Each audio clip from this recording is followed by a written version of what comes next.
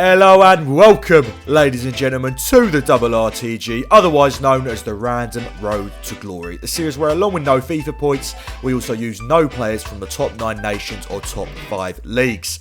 Aside from the king of this team, the legend of this squad, Carl Jenkinson. We joke about that title, but after last episode, the man has more than earned it, as we are coming off of our greatest weekend league of all time, finally securing those 14 wins and doing so in the most dramatic fashion possible.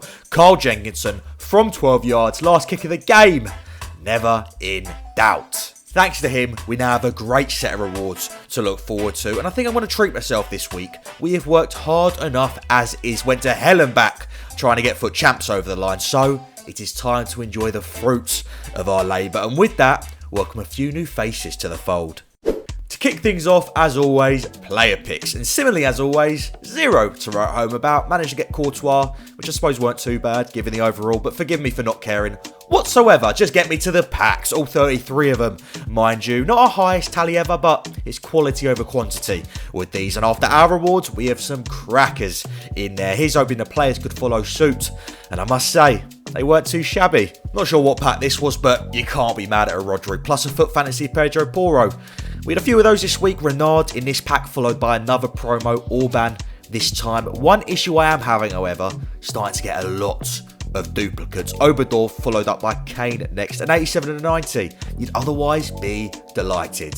Me though, both duplicates. And I do not care how many coins you've got, you will never see me discard a 90. So instead, I had a little browse, a little wonder to see what SBCs we're knocking about at the minute, and oh, I was not disappointed. First find and first edition of the day, Davinson Sanchez, 6'3", great pace, excellent stats all round, to be honest. Ice on the cake though, of course, it's Anticipate. When I turn the page and I see that little raccoon just sitting there, oh, it just does something to me.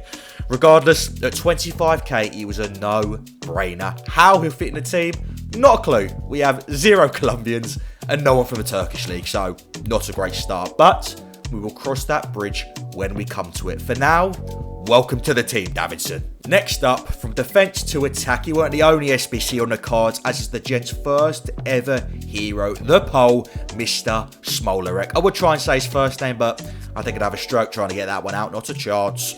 Regardless, that is the last of my concerns. This man could have Egyptian hieroglyphics in his name for all I cared. As long as he can bag, we're all happy here. And looking at those stats, I don't think that'll be an issue. The man, he can just do it all. Throw Rapid Plus in the mix too.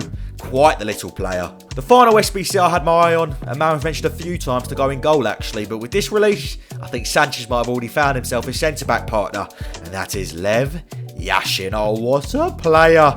I don't need to do much talking on this one. That stat page says everything I would and more. The man, he is an animal. You're bloody well paid for it though. Guy's not cheap. More squads than I've had at dinners. 16 in total. After all our rewards sold though, we're not exactly hard done by. We're sitting on a fair bit of cash, plus all of the untradables. Let's just say if the Russian pops up in a few weeks' time, don't be surprised. Speaking of surprises though, a more than welcome one coming up next. I thought we got lucky with the SBCs, but I hadn't even started yet, as it's over to the objectives, and 3 of the loveliest ladies I have ever seen. Pickett, Fleming and Labonata. Absolutely cracking surname, I must add. I can't get the last 2 just yet, given the objective is daily. However, Pickett, I wasted no time getting her involved. Interesting walkout. When she came out, I thought the graphics were glitched or something at first with her arm. No, turns out she really don't got one. And you know what? I couldn't respect it anymore if I tried. What a perfect profession to pick if you only got one arm. Ref, I couldn't have handballed it. I ain't bloody got one. The woman is a genius. Looking at her card too, also happens to be a cracking left back. Good stats all round, but the real selling point, relentless and whipped pass plus the perfect fullback play styles. Again, not a singular clue I'm going to involve her, but who cares? With a card like that, she will be an R11. A slight shame in that Tolkien was finally getting close to taking that spot himself. Still yet to finish him though, and I can't see myself getting around to it anytime soon either, because after this weekend, we've got Evos coming out of our ears. The first one I've been fighting, petitioning for the better part of a year now, a man that has been abandoned when it comes to getting upgrades. Well, no longer, as Bar finally has himself an evolution. I'm going to be straight, card don't even look that good, especially at 100k, but his principle at this point, there was no way I was passing this one up after all we've been through. Next, and on the other end of the spectrum, an evolution that could be a game changer. For all 6 of you out there with a Saudi League tee, remember that I put you on, because this fella here is something special. Kano, ladies and gentlemen. Base card is pretty well rounded for a silver 6'3" aerial, so not bad. Wait till I put him in a golden glow Evo though. I can't use Hullet, so guess what? I've only gone and made my own. What a beast. This is why I love this series. Never in a million years would I have used one of the best Evos out and some random Saudi bloke who plays for Al Hilal. But here we are, and I am so happy I am. With that, we now have a fair few Evos on the list. Might have just packed the 9 to 5 in at this point because there is a lot of work to be done. 4 to complete in total. We did have 5, but I made sure to tick that last one off the list ASAP. Why? Because it was arguably the most important evolution we've completed so far. You think about all the names that are synonymous with the RRTG. Jenkinson, Brout, Sheva. There is one, however, that has now been immortalised in that list forever. And that, ladies and gentlemen, is Red Pick Louis Hernandez. We finally got one, and there was only ever going to be one man to receive that honour, and it is Mr. RRTG himself. He may be spending a bit of time on a bench in some of our latest teams, you know, taking up a player management position for a spell, but don't think we will ever forget what this man has done for this club. Speaking of which, just for today, this is the team we'll be going with. It's a bit of a mess. Actually, scrap that. It is a total mess, to be honest. But today, winning is secondary. Upgrading his Evos, that is priority number 1. I just hope we don't get beat too bad.